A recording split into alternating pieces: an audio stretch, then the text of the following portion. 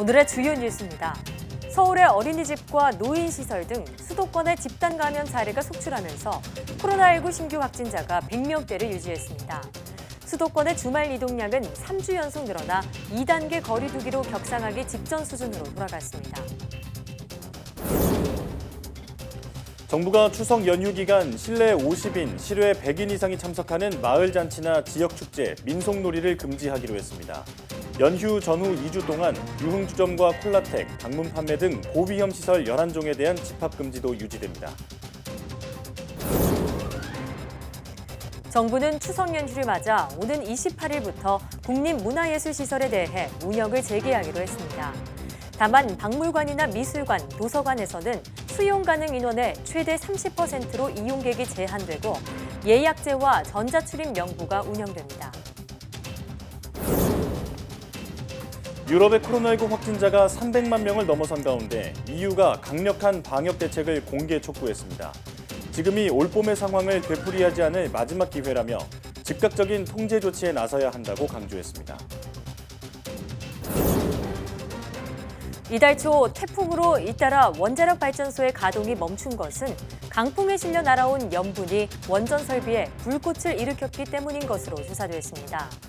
당국은 원전 변압기 등 주요 시설을 밀폐 시설로 바꿔 재발을 막기로 했습니다.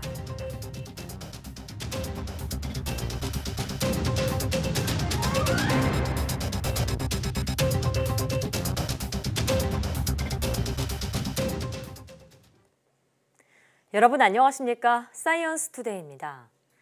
정부는 추석 연휴 특별 방역 대책으로 수도권의 경우 11개 고위험 시설에 대한 집합 금지를 다음 달 11일까지 유지하기로 했습니다. 비수도권의 경우 클럽 등 유흥주점과 콜라텍 등 5개 유흥시설에 대해 일주간 집합 금지를 하고 나머지 한 주 동안은 지역 상황에 따라 지자체별로 조정할 수 있도록 했습니다. 방문 판매 등 직접 판매 홍보관에 대해서는 다음 달 11일까지 2주 내내 필수적으로 집합 금지를 실시하고 지자체에서 자체적으로 완화하지 못하도록 했습니다.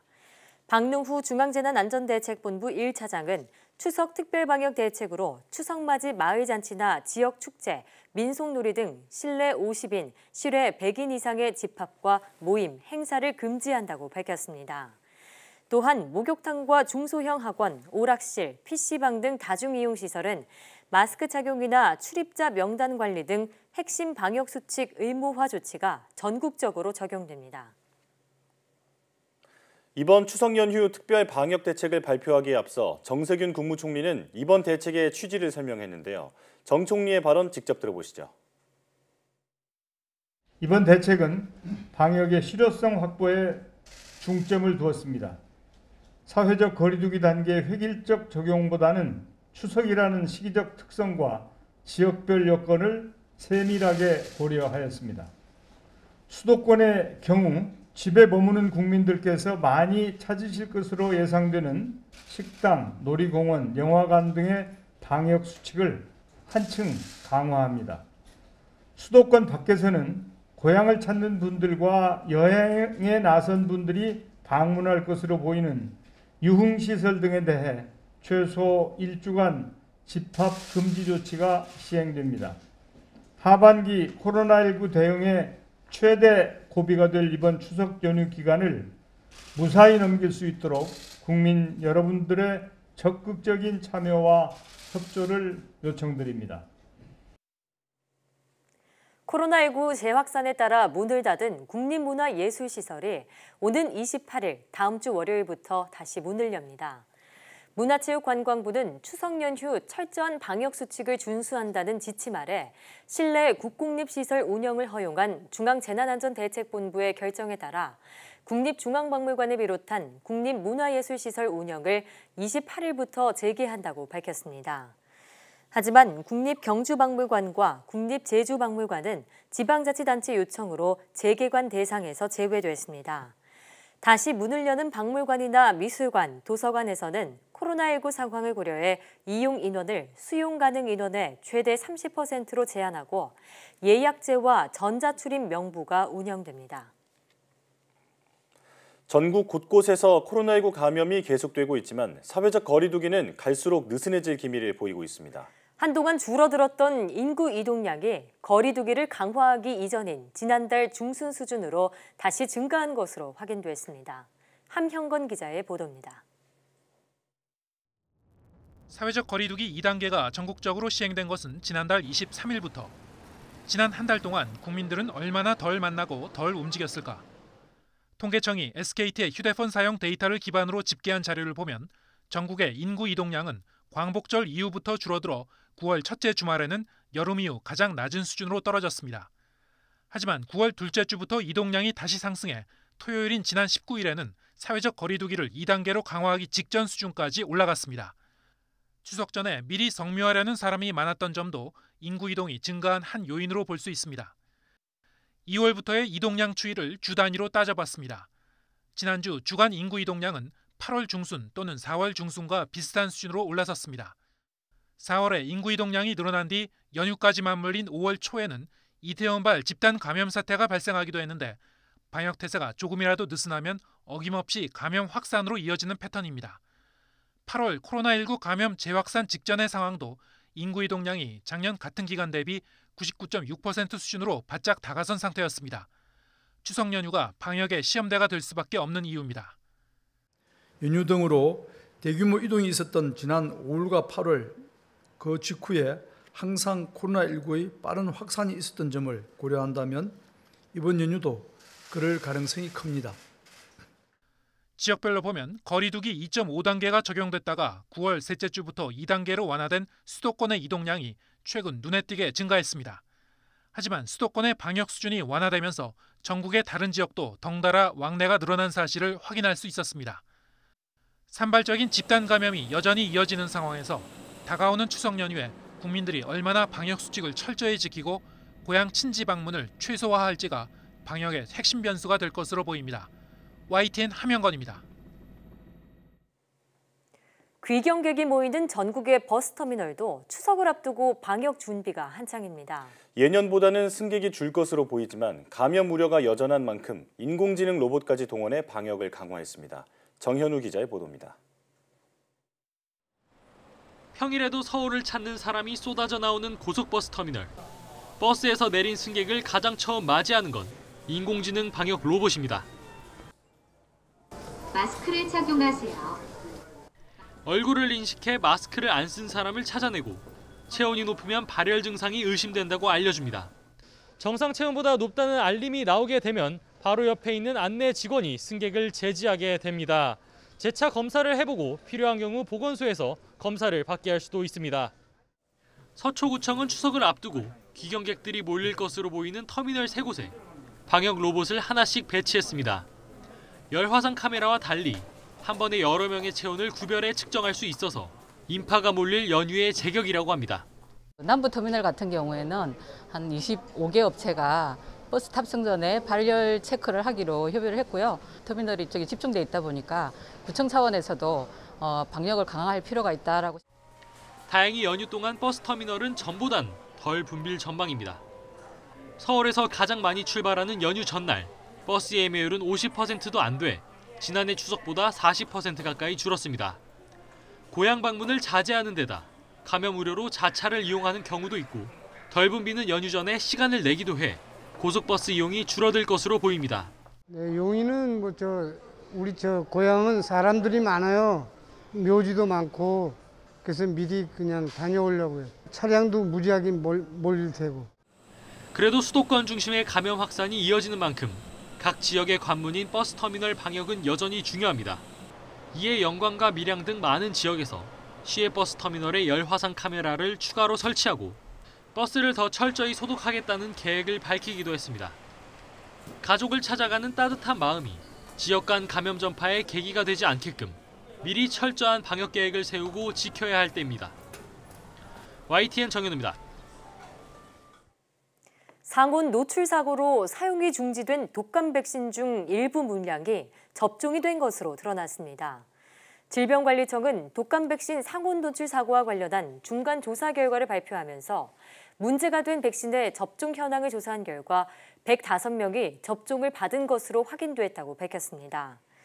접종자는 13세에서 18세 연령대, 성인 등으로 나타났고 접종된 지역은 서울과 부산, 전북, 전남 등으로 확인됐다고 덧붙였습니다. 질병청은 접종자 가운데 쇼크나 발열, 발작 등 이상 반응이 나타난 사례는 보고되지 않았으며 계속 모니터링할 계획이라고 말했습니다. 독감 백신 상온 노출 사고와 관련해 문제가 된 백신의 품질이 변했을 가능성은 낮을 거라는 정부의 진단이 나왔습니다. 질병관리청은 독감 백신 상온 노출 사고 중간 조사 결과를 발표하면서 백신이 밀봉된 채로 공급되는 특성상 품질 변화 가능성은 작을 것으로 보인다고 밝혔습니다. 그러나 효능이 떨어졌는지는 검사가 필요하다며 식약처에서 효능 검사와 안전성 검사를 진행 중인데 약 2주가 소요될 것이라고 덧붙였습니다. 특히 현재 식약처가 조사 중인 제품은 1차로 상온 노출이 의심되는 백신 750명분이며 냉장 유통조사 결과를 토대로 상온 노출이 추정되는 제품은 2차 검사할 계획이라고 밝혔습니다. 이달 초 잦은 태풍으로 원자력 발전소가 멈춘 것은 강풍에 실려 날아온 염분이 원전 설비에 불꽃을 일으켰기 때문으로 나타났습니다. 원자력안전위원회는 태풍 마이삭과 하이선의 영향으로 문제가 발생했던 원전 8기에 대한 합동조사 결과에서 이같이 밝혔습니다. 위원회는 먼저 태풍 마이삭의 영향을 받은 고리 1, 2, 3, 4호기는 전력량 측정 설비에 염분이 흡착되면서 불꽃이 튀었고 이로 인해 전력 송수신이 차단되면서 가동 중이던 고리 3, 4호기가 정지했다고 설명했습니다. 또 신고리 1, 2호기는 원전에서 생산된 전기를 송전탑으로 보내는 전선이 강풍으로 철탑 구조물에 가까워지면서 불꽃이 튀어 전력 공급이 중단된 것으로 확인됐습니다. 태풍 하이선으로 정지된 월성 2, 3호기도 전력량 측정 설비에 불꽃이 튀며 비상 디젤 발전기가 가동된 것으로 조사됐습니다. 원안위는 고리 2, 4호기와 월성 2, 4호기, 핫빛 1, 2호기의 변압기 등 주요 시설을 밀폐 설비로 바꿔 재발을 막고 태풍과 같은 자연재해를 고려한 운영 방안을 마련하도록 할 계획입니다. DNA를 망가뜨리지 않으면서도 효과적으로 탐지할 수 있는 광센서가 개발됐습니다. 고려대와 인하대 등 국제 공동연구팀은 높은 에너지를 직접 가하지 않고도 생체 물질을 검출할 수 있는 원거리 작동 광센서를 개발했다고 밝혔습니다. 연구팀은 DNA나 단백질 등 생체 물질은 기존 센서가 방출하는 고에너지로 파괴될 수 있어 검출이 어려웠다며 이 센서는 목표 부위와 떨어진 부위에 빛을 주면 빛이 목표 부위에 전달되는 광도파 현상을 활용했다고 말했습니다. 연구팀은 앞으로 DNA뿐 아니라 단백질과 세포 등 다양한 생체 물질을 검출하는 데 이 기술을 적용할 계획이라고 밝혔습니다.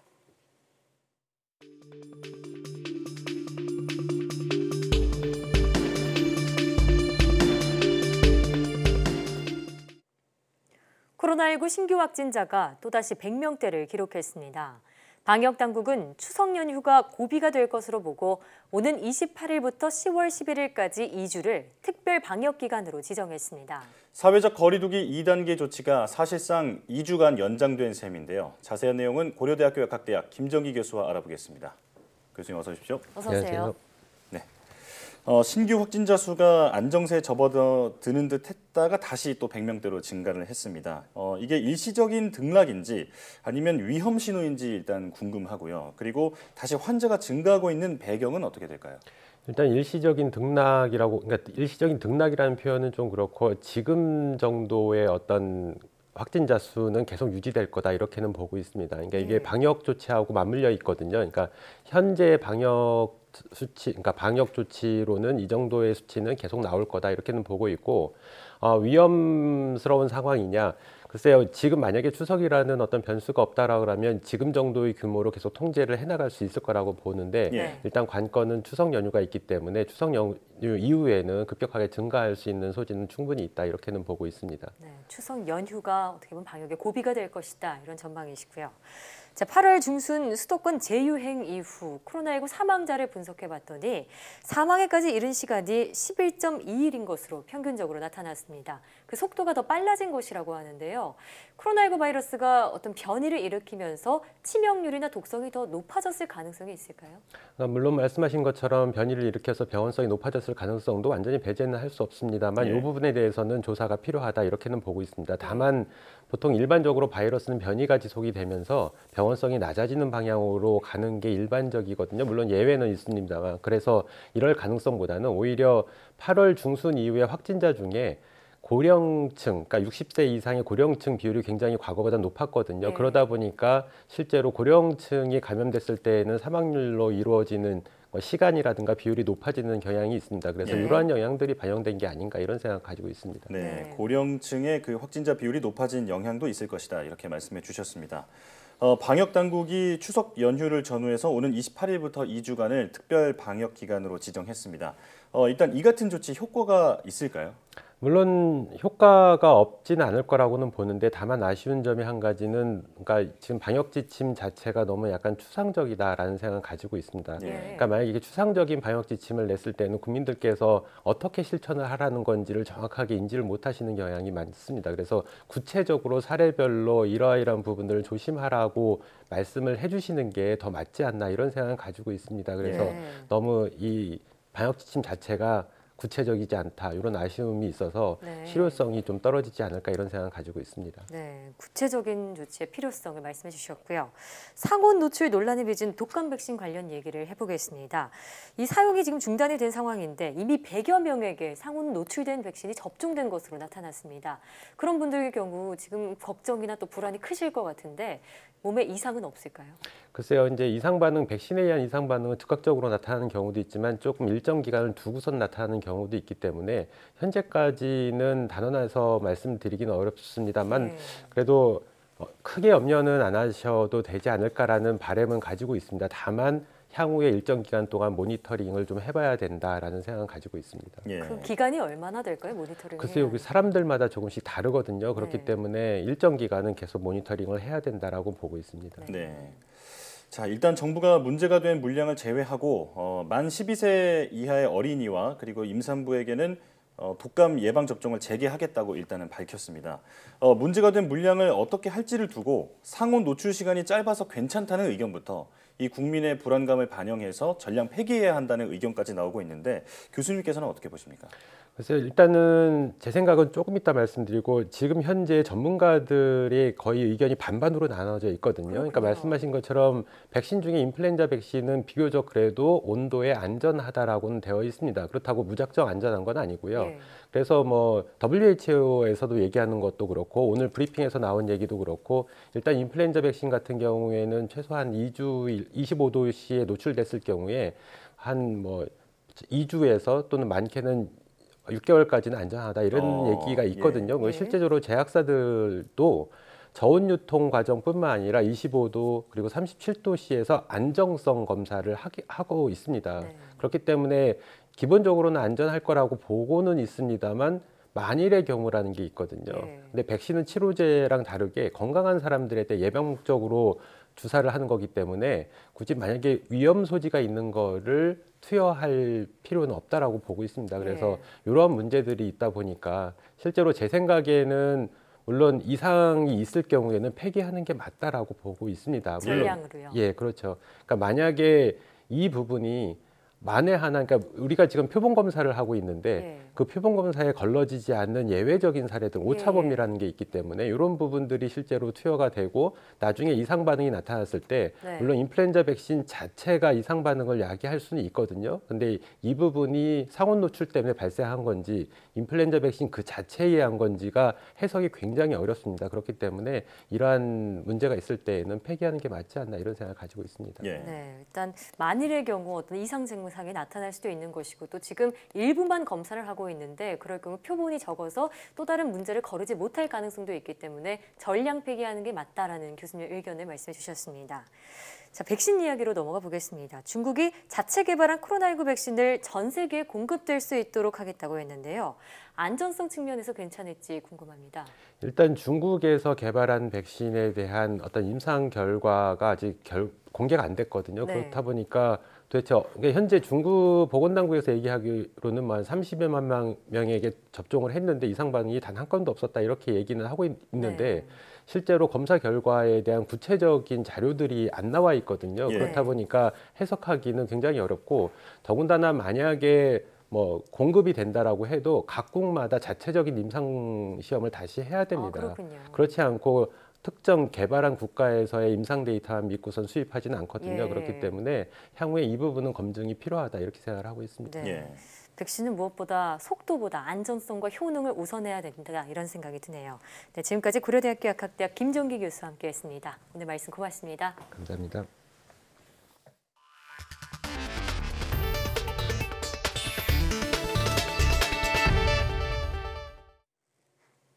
코로나19 재확산에 유럽 각국이 방역 조치를 강화하고 있는 가운데 유럽연합 EU가 더 즉각적인 대응 강화를 촉구했습니다. 유럽의 코로나19 누적 확진자가 300만 명을 넘어선 가운데 일부 회원국의 경우 지난 3월의 정점대보다 더 심각하다고 우려했습니다. 이동헌 기자의 보도입니다. 프랑스는 코로나19로 인한 중환자가 지난 6월 초 이후 처음으로 1000명을 넘어서자 통제 조치를 강화했습니다. 최고 경계에 속하는 마르세유는 술집과 식당의 문을 닫게 하고 공공장소에서는 마스크를 착용하도록 했습니다. 아래 단계인 파리와 리옹 등 11개 대도시에서는 오후 10시까지만 술집을 열 수 있고 공원 등 공공장소에서 10명이 넘는 사람이 모이지 못합니다. 이탈리아 캄파니아주는 언제 어디서나 의무적으로 마스크를 쓰도록 했습니다. 독일도 다음 주 메르켈 총리와 16개 주 총리들이 모여 코로나19 재확산에 대한 대응 조치를 논의할 예정입니다. 하지만 유럽 각국은 경제 상황을 우려해 올봄과 같은 봉쇄 조치는 꺼리고 있습니다. It's absolutely vital that we all work together now to get the R down, get the virus back under control, and then and simultaneously allow education and the economy to continue.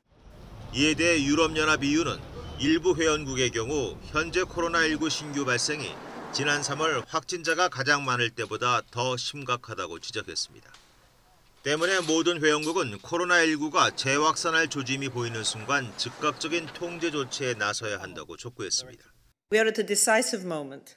It might be our last chance to prevent a repeat of last spring. EU는 유럽의 코로나19 면역 항체 형성률이 15% 이하의 낮은 상태라며 오는 가을과 겨울 최악의 상황을 막기 위해 젊은 층에서의 전염을 막는 것이 중요하다고 밝혔습니다. YTN 이동원입니다. 앨릭스 에이자 미국 보건복지부 장관은 코로나19 백신의 승인에 정치가 관여하지 않을 것으로 믿는다고 말했습니다. 에이자 장관은 현지 시각 24일 NBC 방송에 출연해 나는 미국인들에게 정치가 백신 승인에 어떤 역할도 수행하지 않을 것이라고 안심시켜주고 싶다고 말했습니다. 에이자 장관은 이어 백신 승인에는 애초 만들어둔 많은 독립적인 견제 장치와 시스템이 있다고 덧붙였습니다. 미국의 신규 실직자 수가 예상과 달리 다시 늘어나 경제 회복 전망을 어둡게 하고 있습니다. 미 노동부는 현지 시각 24일 지난주 신규 실업수당 청구 건수가 87만 건으로 집계됐다고 밝혔습니다. 이는 전주에 86만 6천 건에서 4천 건 증가한 수치로 감소세를 이어갈 것이라는 전문가들의 예상을 벗어난 결과입니다. 청구 건수는 4주 연속 100만 건 미만을 유지했으나 여전히 이례적으로 높은 수준이라고 미 언론들이 평가했습니다. 도널드 트럼프 미국 대통령이 군중들의 야유 속에 연방 대법원을 찾아 고 루스 베이더 긴즈버그 대법관을 조문했습니다. 평화로운 권력 이양에 대해 불복을 시사하면서 소송전에 대비한 유리한 지형을 만들기 위해서 예정대로 후임 대법관을 지명하겠다는 뜻을 거듭 밝혔습니다. 워싱턴 강태욱 특파원의 보도입니다. 고 긴즈버그 대법관의 관이 공개된 미국 연방 대법원. 건물 내부에서 트럼프 대통령 부부가 마스크를 쓴 채 걸어 나옵니다. 몇 분간 관 앞에 서서 경의를 표했습니다. 대법원 주변에서는 몰려든 시민들이 야유를 보냈습니다.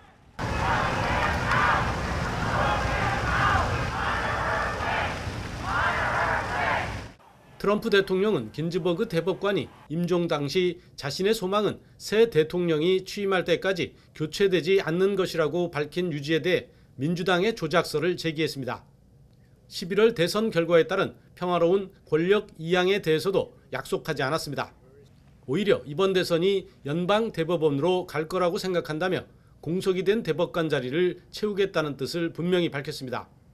그럴 경우 대법관 9명 가운데 사안에 따라 진보의 손을 들어준 존 로버츠 대법원장을 빼더라도 보수 성향이 5명으로 절반을 넘긴다는 계산이 있기 때문입니다.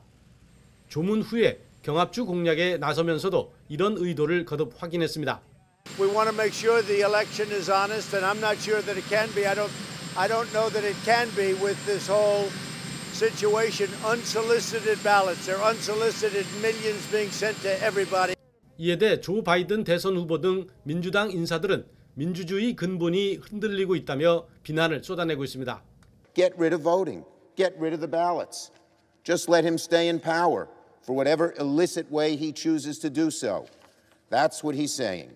공화당 인사들 사이에서도 비판이 나오고 미치 매코넬 상원 원내대표가 질서 있는 이양이 이뤄질 것이라고 뒤늦게 수습에 나서면서 상원이 평화로운 권력 이양을 재확인하는 결의안까지 처리했습니다. 트럼프 대통령은 이에 아랑곳하지 않고 예정대로 주말에 후임 대법관 지명을 강행해 유리한 지형을 만들겠다는 심산입니다. 워싱턴에서 YTN 강태욱입니다. 국제통화기금 IMF는 세계 경제 전망이 지난 6월 전망했던 것보다는 덜 심각하다면서 성장률 전망치 상향 가능성을 시사했습니다. 게리 라이스 IMF 대변인은 현지 시각 24일 브리핑에서 최근 들어오는 데이터는 세계 경제의 일부가 고비를 넘기기 시작하면서 지난 6월의 세계 경제 전망 당시보다 다소 덜 심각할 수 있음을 시사한다고 말했습니다. 또 중국과 일부 선진국이 올해 2분기에 예상보다 더 나은 성과를 냈다면서 이는 부분적으로 올해 초 경제 활동이 거의 완전히 폐쇄된 이후 봉쇄 조치가 완화된 데 따른 것이라고 말했습니다. 중국의 호흡기 질병 권위자인 중난산 중국 공정원 원사가 코로나19 백신의 대규모 접종 완성까지 1년에서 2년은 걸릴 것이라고 예상했습니다. 환구시보에 따르면 중 원사는 우한에서 열린 한 온라인 강연에서 중국은 현재 백신 개발을 위해 40여 개 나라와 협력하고 있으며 4종의 백신은 이미 3상 임상시험에 들어갔다면서 이같이 말했습니다. 이날 포럼에서 중국 국유제약사인 시노팜 계열 회사인 중국생물은 일선 의료진에 쓰일 코로나19 불활성화 백신 20만 개를 우한시에 기증했습니다. 중국생물은 2종의 코로나19 백신을 개발해 아랍에미리트와 이집트, 페루 등지에서 5만 명 이상이 참여한 3상 임상시험을 진행하고 있습니다. 브라질에서 지난 2000년 이후 한반도 면적인 22만 제곱킬로미터의 배가 훨씬 넘는 넓이의 삼림이 사라진 것으로 파악됐습니다. 브라질 국립통계원은 24일 보고서를 통해 2000년부터 2018년까지 무단 벌채와 고의 방화로 49만 제곱킬로미터 넓이의 삼림이 파괴된 것으로 확인됐다고 밝혔습니다. 이는 이 기간에 전체 삼림의 8.34%가 없어졌다는 의미라고 국립통계원은 전했습니다.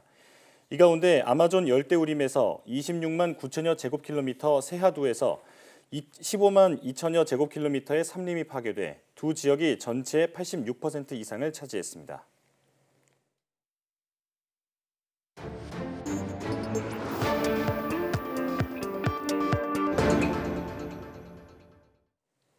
한 주간 가장 주목받은 과학 소식을 하나로 모아보는 사이언스 핫5 시간입니다. 이번 주에는 어떤 이야기가 시청자들의 눈길을 끌었을까요? 이동훈 기자와 함께하겠습니다. 어서 오십시오. 어서 오세요. 네, 자 일단 5위 소식부터 들려주시죠. 네, 이번 주에 이 독감 백신의 무료 접종이 일시 중단이 됐습니다. 이 백신을 유통하는 과정에서 온도 조절에 문제가 생겼기 때문인데 현재는 이 문제가 된 백신이 접종됐다는 이런 사실까지 드러나면서 더 우려를 낳고 있습니다. 뭐 일단은 당장 무료 접종이 중단되면서 많은 분들이 혼란을 겪고 있는데요. 가장 우려되는 게 바로 이 백신 품귀 현상이라고 합니다. 정부의 이 무료 접종 사업이 일시 중단이 됐지만 병의원에서 유료로 백신을 맞을 수는 있는데요. 일부 병원에는 이 돈을 내고라도 빨리 백신을 맞겠다는 사람들이 몰려들면서 아주 긴 줄을 서기도 했습니다. 게다가 문제가 된 백신의 품질 검사 결과가 정확하게 나오려면 2주 정도가 더 걸리는데 뭐 어린 자녀를 둔 부모님들이나 뭐 고령자들의 경우는 마냥 기다리기가 좀 불안하다 이렇게 생각을 하시는 분들도 많거든요. 그리고 또 괜히 기다리다가 이 유료로 맞을 수 있는 이 백신의 물량까지 다 떨어지는 게 아닌가 이런 불안한 마음에 서둘러서 이 예방 접종을 하시는 분들이 많다고 합니다. 네, 일단 만 12세 이하와 임신부 대상 무료 접종은 다시 재개한다고 하니까 참고하시면 좋겠네요. 다음 소식은 어떤 건가요? 네, 이 코로나19 사태가 장기화하면서 여행에 대한 갈증이 정말 커지고 있습니다. 맞습니다. 네, 특히 뭐 해외여행이 불가능해지면서 어떻게 뭐 비행기라도 한번 타보고 싶다 이렇게 생각하시는 분들이 많은 것 같아요. 네. 사실 공항에 가서 그 면세점에서 쇼핑도 좀 하고 맞아요. 비행기를 타기만 해도 여행을 간 기분이 들거든요. 네, 맞습니다. 그래서 등장한 이 새로운 여행 형태가 있었습니다. 바로 이 비행기를 타고 해외로 나가서 내리지 않고 이 상공만 돌아보고 오는 그런 여행 형태였습니다. 이 얼마 전에 대만 관광객들이 이런 형태로 이 제주 여행을 시작을 했습니다. 관광객들은 이 대만 공항에서 비행기를 타고 제주 상공에 도착한 뒤에 착륙하는 대신 기내에서 한 20분 정도 이벤트를 즐깁니다. 제주도 사투리도 배워보고요. 또 이 제주도에 관한 이 다양한 퀴즈도 풀어보고요. 또 이 기내식으로는 이 한류 드라마로 아주 인기를 끌고 있는 치맥도 즐겨볼 수가 있습니다. 이렇게 여행하는데 출발부터 도착까지 한 3시간 반 정도가 걸린다고 하는데요. 상품이 출시된 지 4분 만에 완판이 되기도 했고요. 뭐 대만 관광객들의 관심이 아주 뜨거웠다고 합니다. 그러니까 얼마나 요즘 사람들이 답답하면 이런 상품이 생길까 싶은데 정말 코로나19가 이뿐만 아니라 우리 사회의 많은 부분을 바꾸고 있죠. 그렇습니다. 또 빼놓을 수 없는 게 이 곧 다가올 추석 풍경입니다. 우선은 뭐 여러 번 저희도 이 시간을 통해서 말씀을 드렸지만 고향을 찾는 분들이 아주 크게 줄었고요. 또 이동을 하더라도 방역 수칙을 지키기 위해서 많은 노력들이 이루어지고 있습니다. 뭐 앞서 보도에서도 보신 것처럼 이 버스 터미널에 인공지능 로봇이 등장을 해서요. 이 얼굴을 인식을 해서 마스크를 안 쓴 사람한테 경고를 보내기도 하고요. 또 이 체온을 측정해서 발열이 의심되는 사람을 가려내서 다시 확인할 수 있도록 해줍니다. 또 이 직접 가는 대신에 온라인으로 성묘를 할 수 있는 서비스도 시작이 됐고요. 요즘엔 또 벌초 대행 업체를 이용하는 사람들도 크게 늘었다고 합니다. 또 일부 지자체에서는 이 랜선 고향 여행이라는 걸 마련했다고 해요. 그래서 이 지역의 다양한 풍경을 담아서 그리운 고향 모습을 볼 수 있게도 해주고요. 또 이 숨겨진 명소라던가 뭐 이른바 힐링 스팟들을 좀 소개를 해주면서 이 잠시나마 고향의 정취를 느낄 수 있게 해준다고 합니다. 이렇게 새로운 문화가 형성되면서 긍정적인 측면도 있을 것 같은데 그런데 이런 비대면 추석을 지금 악용하는 경우도 있다고요? 네, 그렇습니다. 뭐 이번 추석에 고향에 내려가는 분들이 줄어든 대신에 뭐 문자로 선물이나 안부 주고받는 분들 많으실 텐데 이걸 또 악용을 해서 이 뭐 자녀라든가 지인 행세를 하면서 이 접근을 한 다음에 금융 정보를 빼내가는 그런 범죄가 늘고 있습니다. 이른바 스미싱이라고 하는 문자 금융 사기인데요. 우선은 뭐 선물을 보냈으니까 확인을 해보라 이렇게 얘기를 하면서 문자를 보냅니다. 그러면 여기 있는 링크를 클릭하도록 하는데 이 링크를 클릭하면 스마트폰에 원격 조종 앱이 설치가 되거든요. 그러면 이제 사기범들이 자신들이 요구한 어떤 신용카드라던가 계좌 정보와 같이 금융 정보를 이용을 해서 이 스마트폰 앱을 조종을 해서 이 금전을 탈취를 하는 겁니다. 특히 어르신들은 이 자식들의 얘기는 거의 뭐 의심 없이 믿으시는 경우가 많잖아요. 또 잘 모르시니까 더 그러고요. 그렇죠. 혹시 뭐 명절 인사라든가 모바일 상품권을 받았는데 인터넷 주소가 있다 그러면 함부로 이렇게 클릭하시지 마시고 반드시 자녀라든가 뭐 지인에게 보내신 분에게 확실히 확인을 하시는 게 좋을 것 같습니다. 또 요새 각종 정부 지원금과 관련한 그런 문자 맞습니다. 금융사기 피해도 늘고 있다고 하니까 주의가 필요하겠습니다. 자, 이번 주 1위 소식은 어떤 건가요? 네, 뭐 기후 변화로 인해서 뭐 많은 변화들이 일어나는데 북극해 여름이 줄고 있다. 뭐 지난 시간에도 우리가 관련된 얘기를 나눠봤었죠. 그런데 이번 주에 또 다른 연구 결과가 나왔습니다. 이 북극 해빙의 면적이 관측 역사상 2번째로 작은 면적을 기록했다는 소식이었습니다. 네, 이 미국 국립 빙설자료센터 연구진에 따르면 지난 15일 관측 결과 이 북극 해빙의 면적이 374제곱킬로미터였는데요. 2012년 이후에 가장 작은 규모라고 합니다. 그만큼 이 북극 지역의 기후가 빠르게 변하고 있다는 걸 보여주는 결과라고 볼 수 있겠죠. 이렇게 이 바다 위에 얼음이 줄어들면 이 태양열을 바다가 더 많이 흡수하게 되면서 바닷물 전체 온도가 올라가게 됩니다. 실제로 이 지난 40년 동안 북극권의 온도가 다른 지역보다 2배 이상 올랐는데요.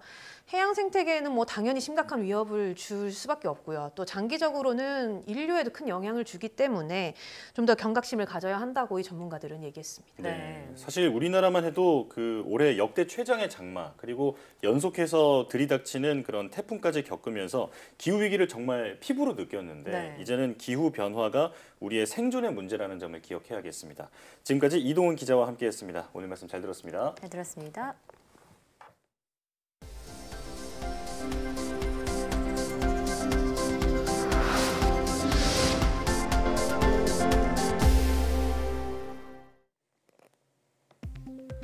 코로나19로 실외 활동이 대폭 줄면서 백화점과 대형마트를 찾는 이용객이 줄어든 반면 가까운 소규모 편의점이나 동네 슈퍼를 찾는 사람은 늘어난 것으로 나타났습니다. 카카오 모빌리티 디지털 경제연구소는 올해 2월부터 6월 사이 전국 이동 데이터를 분석한 결과 소비 흐름에서 이런 변화를 확인했다고 밝혔습니다. 또 국내 호텔과 콘도, 리조트 이용객도 줄어들었고 반면 야외 시설인 야영장이나 캠핑장을 찾는 수요는 77% 이상 늘어난 것으로 나타났습니다. 삼성전자가 경쟁사 애플의 아이폰 12 출시를 앞두고 갤럭시 S20 보급형 모델을 다음 달 출시합니다. 삼성전자는 온라인 공개 행사를 통해 중저가 프리미엄 라인인 갤럭시 S20 펜 에디션을 선보였습니다. 펜 에디션의 국내 판매가는 80만 원대로 예상됩니다. 현대모비스가 현대차, 현대건설기계와 함께 세계 최초로 수소에너지로 움직이는 중대형 지게차 개발에 성공했습니다. 이번에 개발된 수소지게차는 최대 5톤을 들 수 있으며 완전히 충전할 경우 5시간 연속 운행이 가능합니다. 현대모비스는 2023년 상용화를 목표로 우선 울산 수소규제 자유특구 등지에서 시범 운영을 할 계획이라고 밝혔습니다. 국내 연구진이 차세대 태양전지로 꼽히는 페로브스카이트 태양전지의 취약점을 해결할 기술을 개발했습니다. 유니스트와 한국에너지기술연구원은 페로브스카이트 태양전지가 수분에 취약해 상용화에 어려움을 겪었는데 전지의 수분 노출을 막으면서 전지 효율도 높일 수 있는 물질을 개발했다고 밝혔습니다. 연구팀은 이 물질을 이용하면 전지의 수분 노출을 막을 뿐만 아니라 빛을 전기로 바꾸는 효율이 24.82%를 기록해 지금까지 보고된 물질 가운데 효율이 가장 높다고 설명했습니다.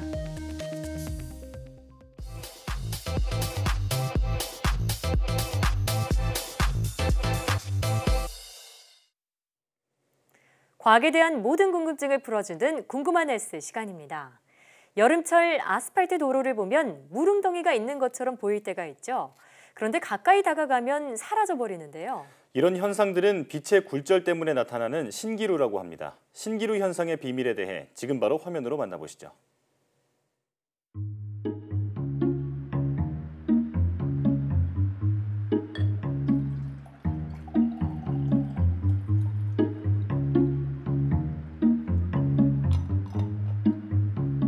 오늘은 여러분들을 위해 마술 하나를 준비했습니다.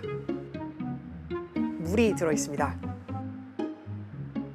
뚜껑을 열지 않고 바로 500원짜리를 넣어보도록 하겠습니다. 그게 어떻게 가능하냐고요? 눈을 크게 뜨고 잘 봐주세요.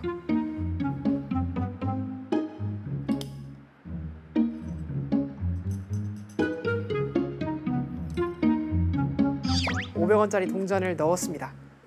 어떻게 이 마술이 가능한 걸까요?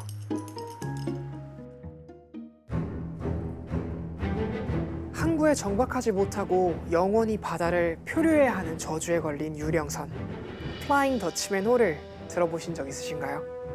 이 플라잉 더치맨호는 1641년 네덜란드 암스테르담에 출항한 실제 존재했던 범선입니다. 이 배의 선장인 반데르데케는 폭풍우가 칠 때 희망봉을 돌아 지구 끝까지 가서 다시 돌아올 수 있다고 말했는데요. 자신을 신이 구원해줄 증거라고 하며 반대하는 선원들의 말을 모조리 묵살하고 내기를 했다고 합니다. 동인도 무역상의 선장이었던 그의 항해 솜씨는 대단했기 때문에 희망봉까지 갈 수 있을 거라고 생각했지만 희망봉에 다다를 무렵 폭풍 속으로 빨려 들어갔고 플라잉 더치맨호는 그대로 실종됩니다.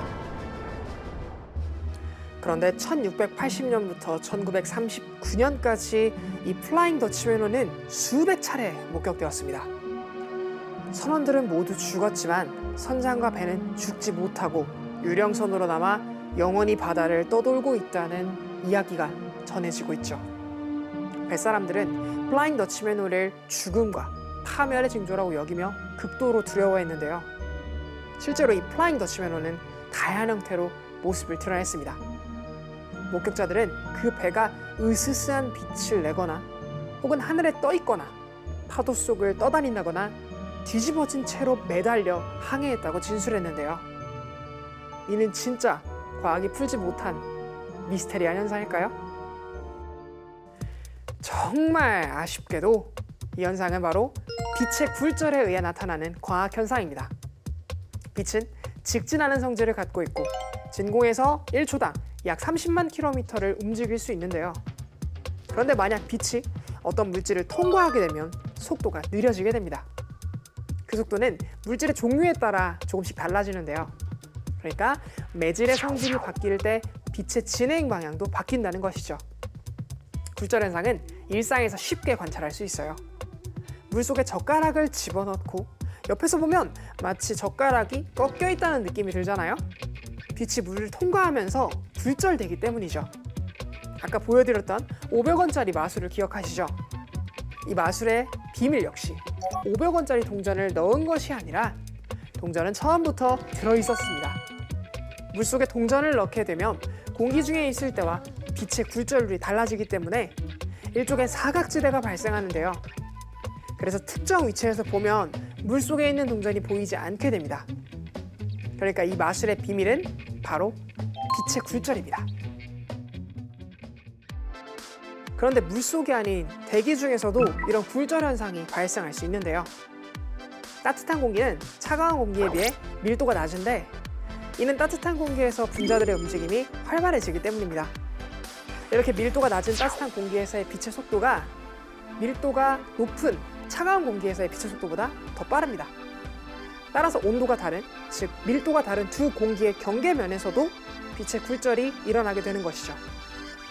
찬 공기에서 더운 공기 쪽으로 이동할 때 두 공기의 경계면에 가까운 쪽으로 굴절이 일어나고 더운 공기에서 찬 공기 쪽으로 빛이 진행할 때에는 반대로 경계면에서 먼 쪽으로 굴절이 일어납니다. 이런 현상을 신기루라고 부르는데요. 사막에서 신기루를 흔히 볼 수 있는 이유는 사막 위의 공기가 강렬한 햇빛으로 뜨겁게 가열되고 고도가 높아짐에 따라 급속히 냉각되므로 굴절률이 커지게 됩니다. 이에 따라 실제로는 멀리 있는 물이나 나무 같은 물체에서 출발한 빛이 굴절을 통해 우리 눈에 도달하게 되고 우리는 실제보다 가까운 것으로 인식하게 되는 것이죠. 플라잉 더치맨호의 목격담에서 뒤집힌 배가 항해한다는 표현은 이런 신기루를 나타낸다고 할 수 있어요. 보통 신기루는 물체의 위나 아래쪽에 하나의 돌입상이 생기는 과학 현상을 말하는데요. 그런데 여러 개의 돌입상과 적립상이 교차하고 수직으로 늘어나 복잡한 이미지를 형성하는 신기루 현상도 있습니다. 이런 신기루를 파타 모르가나라고 합니다. 파타 모르가나는 이탈리아어로 요정 모르가나라는 뜻인데요. 전설에 따르면 모르가나는 마법을 통해 공중에 떠있는 성이나 가짜 육지를 만들어 선원들을 유혹하고 죽음으로 이끌었다고 합니다. 메시나 해협에서는 종종 탑이나 배, 궁전, 심지어는 도시가 나타나기도 했는데요. 물론 거기에는 어떠한 도시나 배, 그리고 건물이 존재하지 않았습니다. 이 파타 모르가나 현상은 대기에 역전이 있을 때 주로 발생하는데요. 아래쪽에 찬 공기와 위쪽에 따뜻한 공기 사이에 관이 굴절 렌즈 역할을 하는 건데요. 파타 모르가나는 매우 불안정해서 그 이미지가 빠르게 움직이는 특징을 가지고 있습니다. 플라잉 더치맨호가 파도 속을 떠다니거나 형체를 끊임없이 바꾸는 것은 바로 이 파타 모르가나 현상으로 설명할 수 있죠. 오늘 궁금한 에세이에서는 빛이 보여주는 마술 신기루에 대해 알아봤는데요. 흥미로우셨나요? 그럼 궁금한 에세이는 여기서 인사드릴게요. 과학에 대한 궁금증이 있다면 언제든 유튜브에 사이언스 투데이를 검색해주세요. 이상 궁금한 S였습니다.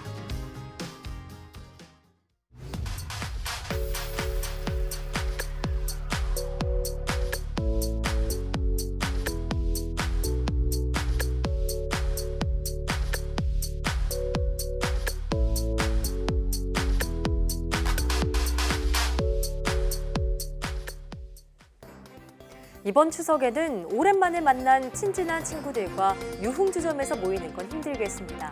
정부가 추석 연휴 기간 코로나19 확산에 대비해 다음 주 월요일부터 2주간 특별 방역을 실시하기로 했는데요. 올해만큼은 서로를 향한 마음만 간직하고 안전을 위해서 거리를 두고 조심하는 게 어떨까요? 사이언스 투데이 오늘 저희가 준비한 소식은 여기까지입니다. 함께해 주신 여러분 고맙습니다.